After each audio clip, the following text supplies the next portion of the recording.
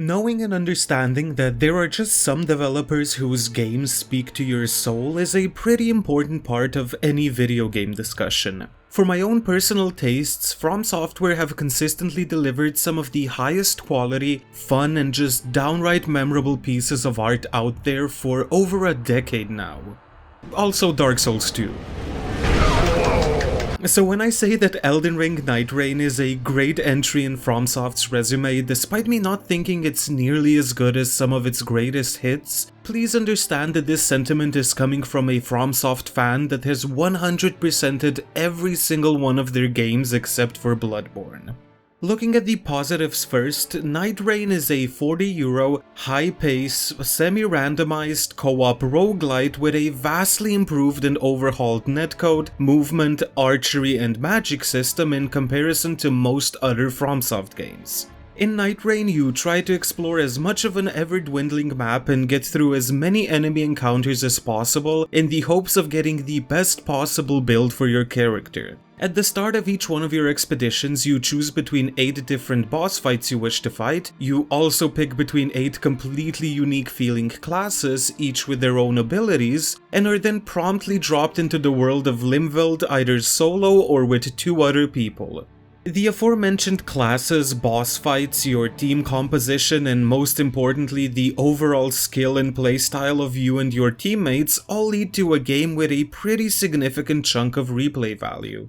In 71 hours of gameplay, I have accrued 83 expeditions, about a dozen or so of them with friends, other with random people. Out of those 83 runs, 41 of them counted as wins where we beat the final boss, and only 8 runs didn't make it to the final encounter on day 3, despite there not being any communication tools outside of a simple ping. Please stop asking for voice chat, the lobbies will just devolve into this. I played a fucking gun!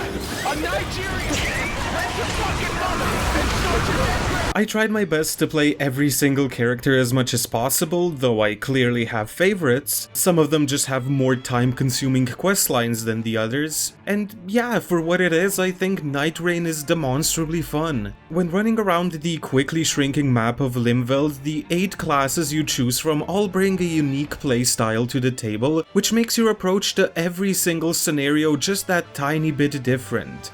The Wilder possesses a grappling hook that can be used as a traversal tool, which allows you to explore the world faster and gives you a lot more breathing room when it comes to killing enemies and not falling behind your teammates. It can also be used as an offensive tool to deal damage, pull enemies towards you, or even pull yourself towards them, all while also being a very handy repositioning tool in many boss encounters, allowing you to very quickly get out of dodge of an attack that caught you off guard. Mix that in with the fact that his stats make him proficient with just about every weapon type, and that there are literally hundreds of weapons that you can find and equip in this world, and what he brings to the table is just a jack of all trades that you can play in a plethora of different ways.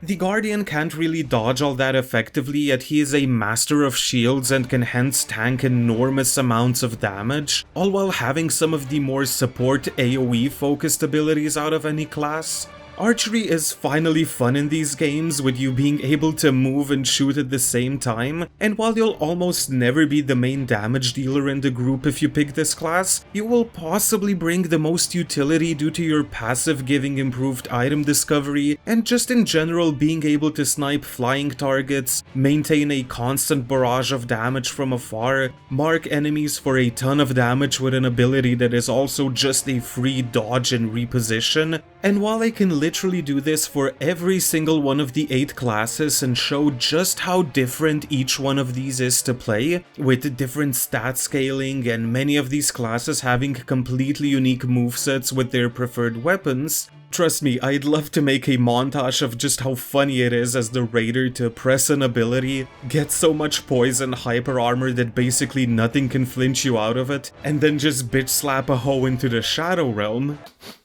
Oh, I smell bitch in here! Oh, and look, we also have Sekiro in this game. I'm still sad that there isn't a Sekiro skin. In the interest of time, I'd love to end this chapter on the Nightfarers by just quickly talking about the Recluse and then moving on to a different topic.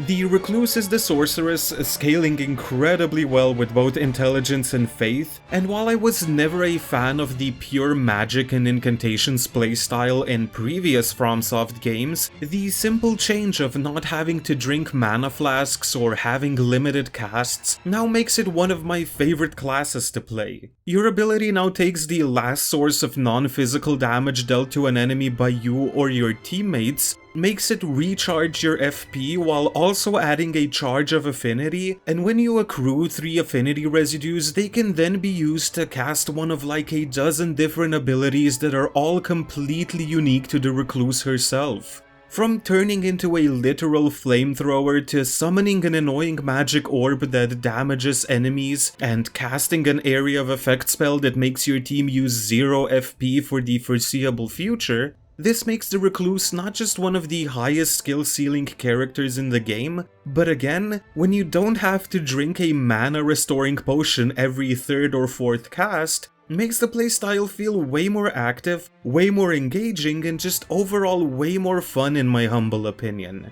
And speaking of engaging and fun, the world of Limveld, which you are dropped into at the start of each run, is a semi-randomized world composed of enemies, locations, bosses, weapons, and even gameplay mechanics that were already mostly seen in the base game of Elden Ring.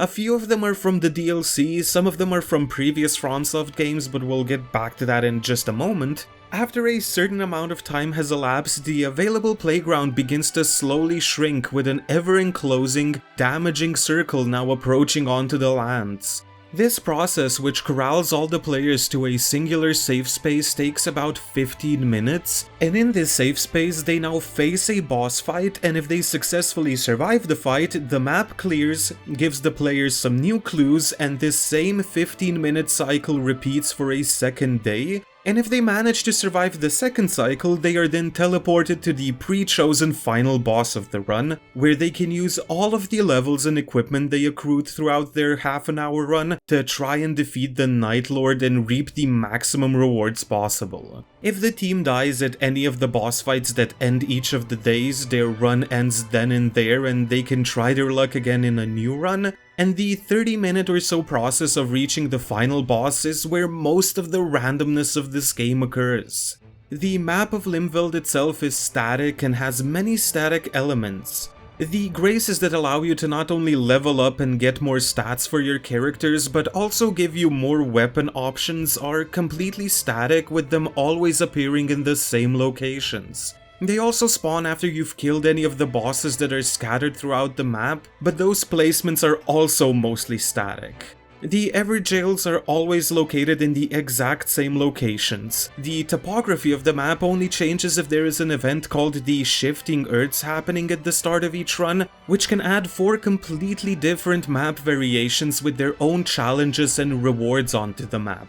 And even then, only about a fourth of the map changes drastically, while the other 3/4 remains basically intact, with only minor alterations like an Everjail now moving to a different location, or a mine now not being where it should have been. Because there is a baseline map onto which these changes in geography are then added to spice up runs, most of the overall layout of the map remains the same throughout runs.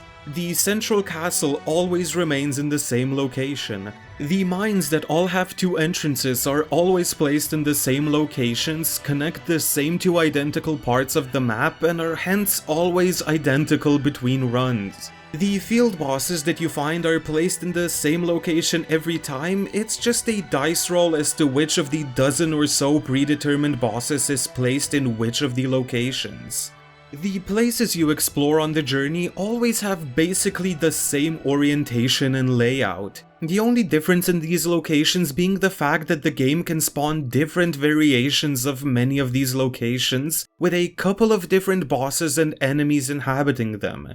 As an example, the central castle is always the same layout-wise, yet it might be filled with Banish Knights, Giant Pot Throwers, or Crucible Knights, yet these enemies can never mix and have a fixed spawn position, meaning you essentially have only 3 variations of the same castle.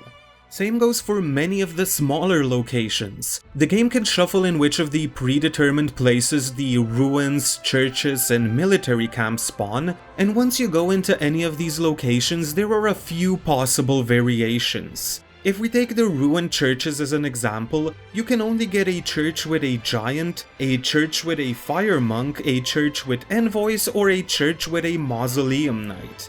On top of everything I just mentioned, not only can your runs be interrupted by 4 different raids that can occur at any given time, which force the players to completely change their plans and deal with said raid, whether the Libra takes away your max HP, the Augur teleports you away for a fight, the Fell Omen invades you for a fight, or a Plague of Locusts starts draining your levels if you don't dodge its attacks and deal with it. But certain locations that are usually safe to go to even at level 1 may appear with a storm above them that buffs enemies and summons NPC invaders that hit like a truck. Certain ruined towers may occasionally be frenzy flame towers that you and your team have to deal with. A walking mausoleum may spawn in a location, allowing you to duplicate one of your weapons, and the beauty of this game is that no matter how efficient you and your team are at clearing the map, with how quick the game pace is, you will not have the time to visit everything on it. Yet every single location drops something valuable, and when you play with random people, every single run is different. I have had runs where we just bum-rushed bosses and ignored every single smaller enemy on the map. I have had runs where we basically meticulously cleared every single location we went to and opened every chest. I have even had runs where people ignored way too many enemies just to rush for the Crimson Flask charges in churches. And in basically every single one of these runs, we got to the final boss and stood a decent chance of defeating them. Because I believe that FromSoft did a ridiculously great job at balancing this game, so that no matter what your approach to clearing the map is, if you show the slightest bit of urgency and just stick together as a team, you will arrive at the final boss with at least a decent build and a decent chance of defeating it. Speaking of final bosses, at the start of the game you are forced into beating the quote-unquote tutorial boss of the game, the 3-headed doggy, before 6 other Night Lords unlock. I went and challenged these in the order they appear in the menu, but you are free to tackle them in any order you want.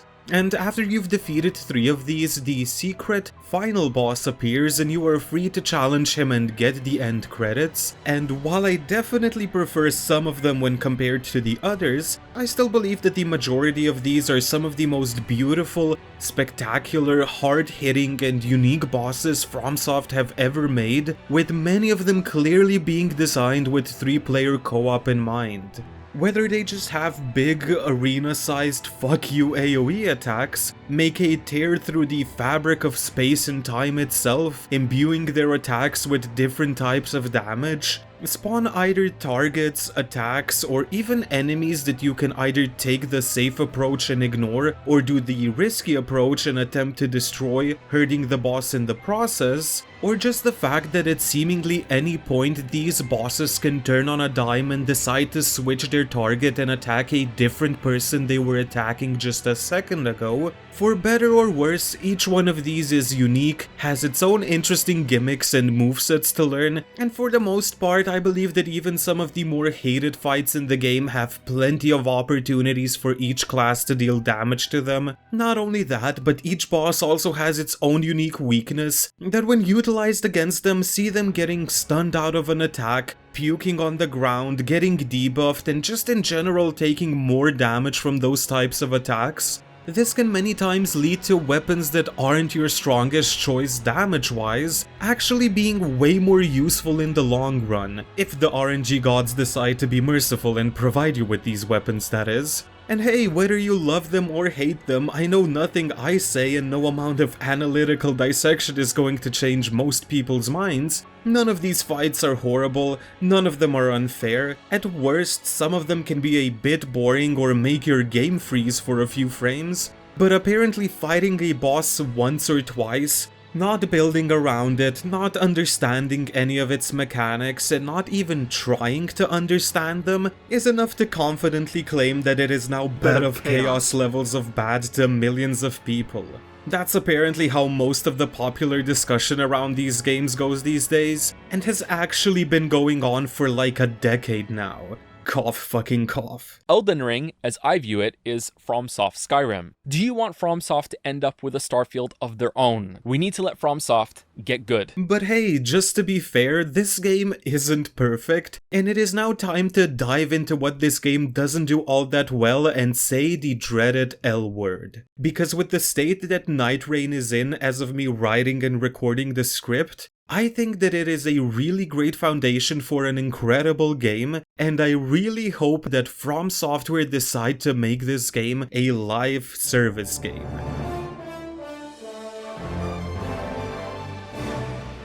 One of the main issues with Nightreign, aside from the fact that a co-op based game doesn't have crossplay capabilities, but whatever, is the fact that when you advertise the game the way that FromSoft and Bandai Namco decided to advertise it, showing a fast-paced, co-op, boss rush, roguelite action survival game with characters and bosses from other FromSoft games just casually dropped into the experience, a lot of people, myself included, are going to be slightly disappointed in the fact that you didn't add more randomness to a game that can apparently just freely pick and choose any entity from 4 different games and just drop it into this experience. Like, ignoring the fact that as of the time of writing this, the lock-on is completely busted, many times locking onto a small enemy that is 20 yards behind a giant dragon, while also being behind 2 walls and on another floor, that some of the enemy AI can break to the point of them just standing there, walking out of a safe zone, spawning outside of the arena, or just dancing and vibing. Ass, titties, ass and titties. That once in a blue moon the game crashes, one boss in 1,000 doesn't drop its loot, one attack in 1,000 kills you when it shouldn't, one attack in particular kills your GPU when it obviously shouldn't, and that it is basically impossible to finish some character quests while playing online because some of the bosses are just impossible to queue for when you also have a quest enabled, and many other small occurrences like the ones I just listed. I don't understand why the developers didn't just go balls to the walls when it comes to the fun factor, given the opportunity that was given to them. For instance, whenever you start a new run, you can choose between 8 different classes, and on each one of these you can equip up to 3 runes that give your characters certain buffs. These runes can either be bought with in-game currency and are also just given to you by playing the game and completing runs, and ignoring the fact that the vast majority of them are either completely situational, obviously worse than a small minority of the really strong ones, and give negligible rewards like +2 dexterity, which essentially just gives you like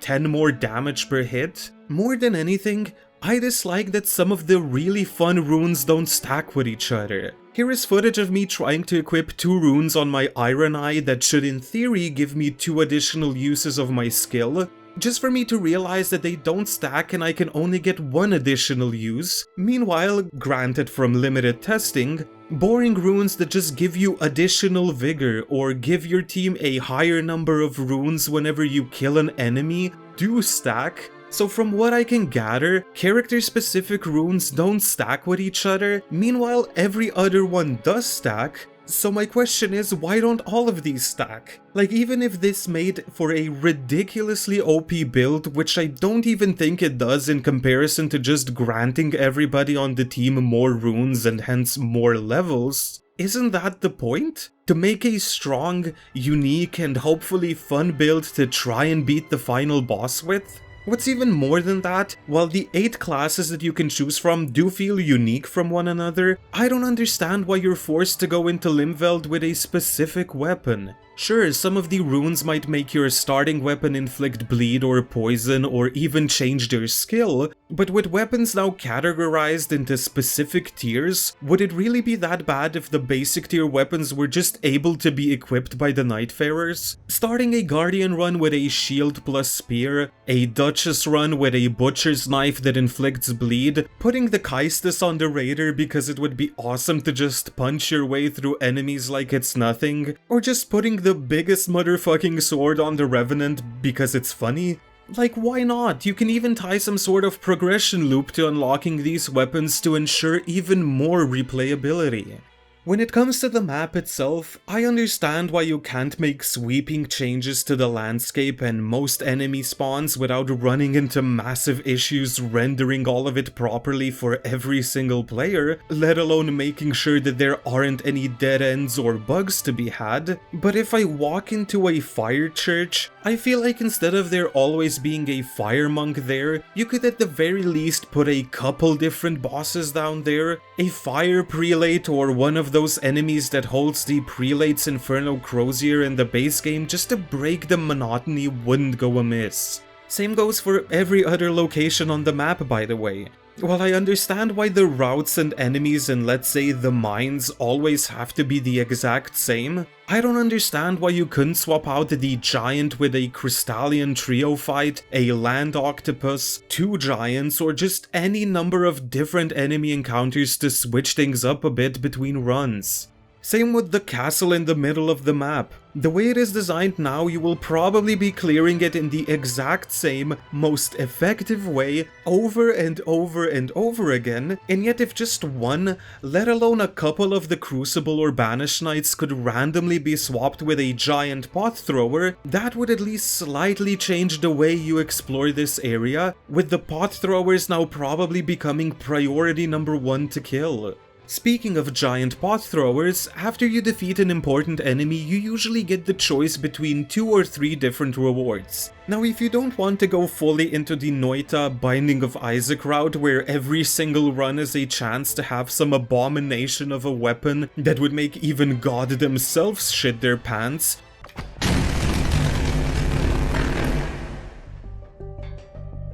that's fine, but I think there should be more interesting passive effects that we can choose from.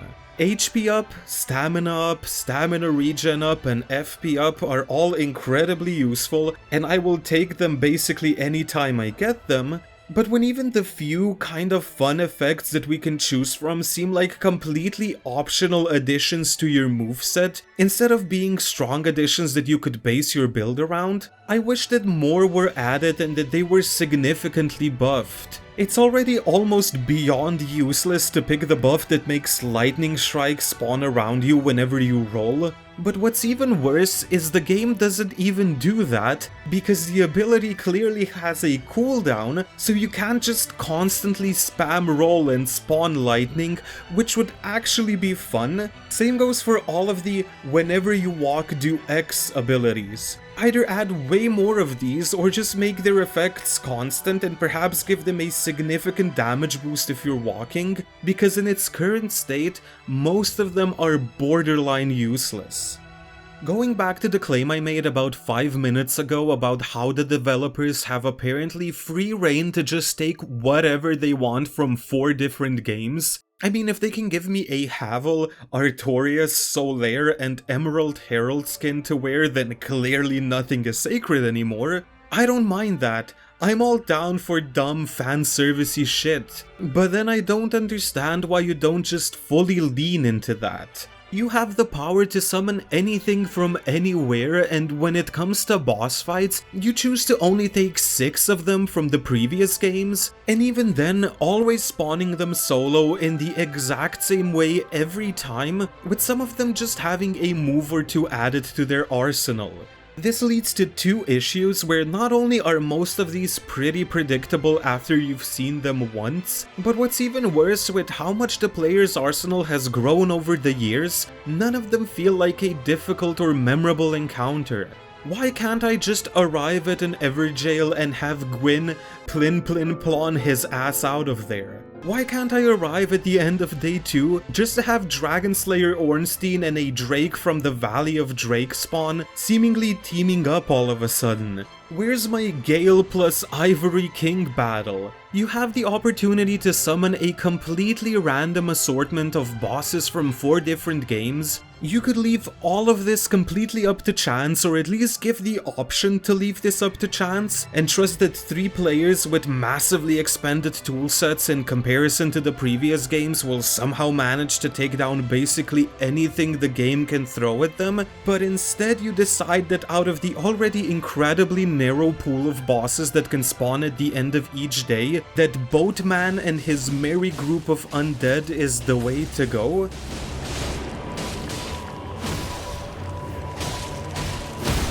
Whoa. When we could have had the Fume Knight teaming up with the Covetous Demon because a random spreadsheet in the background that contains 50 different bosses would make sure that basically every night would end in anticipation of what would await you there. But no, what do we actually get? The Gaping Dragon, a boss with like 4 moves that does however drop weapons if you manage to cut off its tail, which is a really nice touch. But come on, FromSoft, we soloed Melania, and spoiler alert for Shadow of the Erdtree, beat Radahn at the peak of his power, some of us even before his double slash and particle effects got rightfully nerfed into the ground. Do you really think that 3 people with vastly improved movesets can't handle the Gaping fucking Dragon? There are so many bosses in these games, seemingly perfectly designed for co-op battles that just aren't present. You have raids in your game that completely turn the tide of your entire playthrough, where players feel like they're actively being pursued by an evil being trying to stop them, but you don't add a pursuer raid into the equation? You know, the enemy directly designed to hunt the cursed undead throughout their journey in Drang Lake? And where are all the DLC weapons? Again, for a game where you can basically just copy and paste weapons, why are all of the DLC weapons,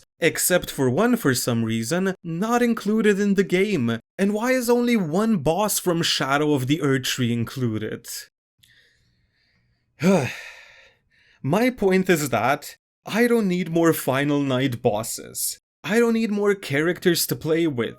I think Nightreign goes far and above anything the likes of Hades, Binding of Isaac, Noita, Slay the Spire, or many other roguelikes and roguelites give the player, especially when it comes to boss complexity. I just want more reasons to engage with everything in between. Because if this was a completely standalone game where the developers made every asset and every enemy and every boss fight completely new and unique, with no reuse to be seen anywhere, I believe that most people would be a lot more accepting of the game's shortcomings. But when you market this game as this best of FromSoft collection with the lore and world building of these games being completely thrown out the window, where most of what you're giving us are reused assets that already exist in your library, people are going to expect you to go haywire with it. People are going to expect a game with randomness out the ass, with every run being completely unique, especially in terms of the enemies and bosses you face. And while I think that the game is getting lambasted with negative reviews way too much for what it offers, I also have to be honest in saying that I believe many people expected more. And if more is coming its way in the form of free content updates, possibly slowly drip feeding us content for years to come like a live service game, then Nightreign has a chance to be another masterpiece in FromSoft's catalog. But something about how FromSoft usually delivers updates, and with the DLC already planned for the end of this year, has me skeptical that this is going to be a thing. And as it is right now, while I can easily say I got my money's worth and then some, this feels like just a pretty good game in FromSoft's discography, and for 40 euros, I feel like that's completely fine, but a part of me is still slightly disappointed. 7 out of 10, still better than Dark Souls 2 though,